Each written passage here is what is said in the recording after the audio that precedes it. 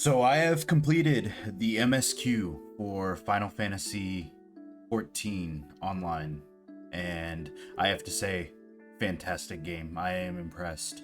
Uh, we all know that in the beginning, what they set out with in this game, it didn't work out. They had the foresight to bring somebody in and say, hey, we need to redo this. We need to step up our game, literally. And they have each expansion that's came out has only gotten bigger, better. Uh, the numbers have gotten bigger as far as people coming to the game. I was a long time WoW veteran, 15 years. I'd been playing that game since I was about 12, 13 years old. I'm 28 now, give or take. I canceled my WoW sub over this game.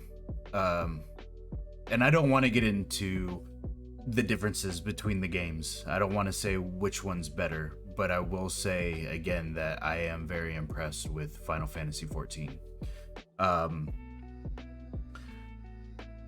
The combat, not as bad as somebody who has come from WoW that I would expect. The global cooldown, it's 2.5 seconds, and it goes down with haste or skill speed, spell speed. I'm still stuck in my WoW ways. I really enjoy the mechanics, the combat mechanics, whether it be what the enemies actually do or how the actual combat system takes place. It's rough in the beginning. It is rough in the beginning because you don't have a lot to compensate during the global cooldown, which that is what this game tries to do. Is you have your global cooldown, you're using your spells, and during that GCD, you're weaving in your OGCDs, your off global cooldown spells. And they give you enough to keep you busy. Some classes have more, some have less. It also depends on what role you're playing. I went through the MSQ as a scholar and a summoner. I did that because they both level at the same time. So if I hit 79 on my scholar, my summoner hit 79, and it's a very unique class or job because they're the only class that does that. And that was primarily why I chose it, is because I could DPS my way through the MSQ, and then when, say, I had to go into a dungeon or use the duty finder or what have you, do a trial, I switched over to Scholar. Got those instant healer queue times, which was nice. The loot system is a weird one. If you have an item in your bag or in your armory chest, you can't need that item. You can't even greed that item. You just have to pass on it because you already have it. What are you gonna do? Sell it for 100 gil? The game doesn't let you. And I actually enjoy that because it stops people from ninjaing items. It stops them from just taking something that they don't need, which I think is fantastic. The music was part of why I was so excited to play this game. They have an in-house band that works on the music in this, and they perform at the fan fest.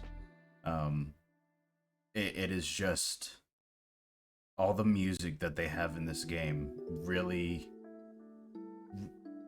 for better or worse, it makes you feel like you're living in anime in a sense. And some people don't like that. That's not everybody's cup of tea. I understand that. But the music just gets you so hyped. It's just amazing. The leveling system, it was very easy. In the beginning when I started out, I was I was doing it the WoW way. I was running around, I was picking up all the quests I could, and I was just going, zone to zone, trying to do all the quests I could. Until my friend told me, hey, just do the MSQ. Just do the MSQ and you'll hit 80. What I like about the way that their quest system works is you have technically four different types of quests. You have your MSQ, the main storyline quest. You have the blue quests that unlock certain types of things like dungeons, trials, and the difficulty modifiers for those trials, and who knows what else, but it usually unlocks something. From what I've been told, that's exactly what they're for, is to unlock things.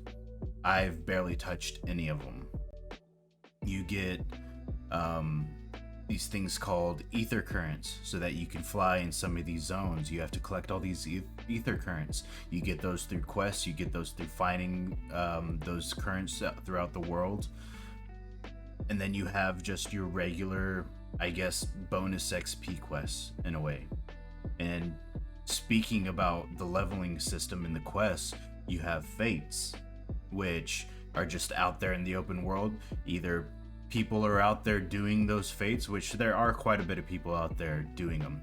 Sometimes you're in a zone and there's absolutely nobody there doing them, but that doesn't stop you from going in and completing the fate yourself.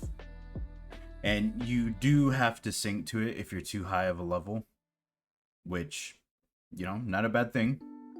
I didn't do fates a lot. I did them every now and then. One of the classes that I'm trying to level up are jobs.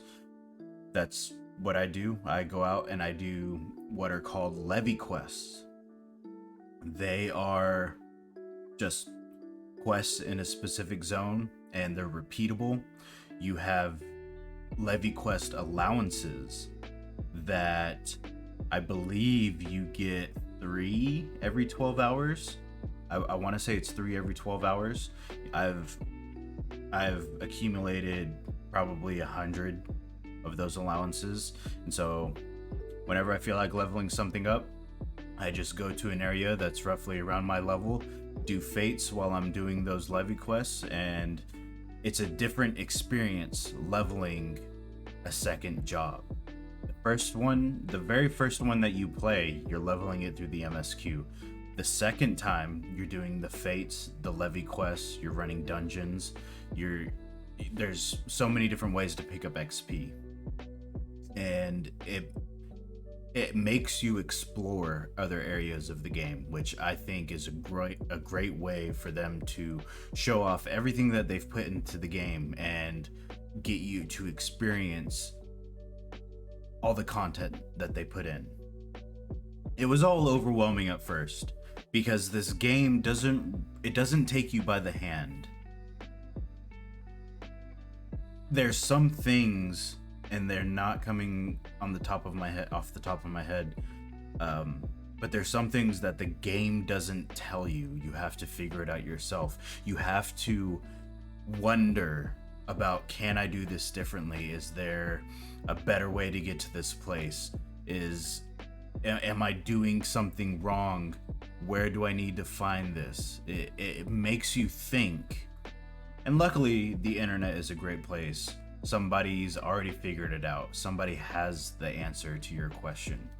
It's overwhelming at first, but if you push through the first 20 levels, 30 levels, you don't even think about what you're doing. You just, you know. You keep pushing. The community is probably what drew me into this game from the beginning. I remember going to one of the major cities with 2 of my friends, and we were basically at the town center. What's really cool about some of the in-game audio is that if you're at a very populated center with players, they have background conversations going to give you a sense of alive. You don't understand the conversation that's going on, but you hear it. You hear the laughter, you hear the highs and the buys, and you know, there's so much that makes this game feel alive, especially when you're in the towns. It doesn't feel dead. And then on top of that, you have the players there who are walking up to random strangers and starting a conversation. I like your transmog. How easy was it to level up this character? What are you doing tonight? Do you want to do something? Do you want to go to this player's house with the rest of their free company where they're role playing, you know, that it's a tavern and there's a live band there? You can play music in this game. One of the jobs, called a bard, you can pick up a guitar, a piano, a drum set, trumpets, violins. You can pick those up and become a band with your friends. If that's not cool or a selling point, then I don't know what it is. Now, they do have some programs that you can install, so that way you can play recognizable music, but without getting too deep into it. Square Enix encourage you or discourages you to do that, especially if you record it and upload it. It's, in my opinion, it's a safety net for them. Like, hey, we told them, don't come after us, go after them. What a great game. I think most of the players who are tired of WoW and what it offers, I think they can find a second home in Final Fantasy. And that's not to say that WoW is garbage or get into the argument of is it dying. It's still the most played MMO. Current players and, you know, how many players were playing at one time. It's not a comparison, but I do hope to one day get to a comparison, you know, maybe a 1-for-1 comparison between the two games. I don't think I could go back to WoW after playing Final Fantasy. The crafting system is amazing. You can lose yourself just crafting in the city all day. You actually have to, as a new player, you have to think about what you're doing when you're crafting. You actually have to press buttons where you have to increase the quality of the item.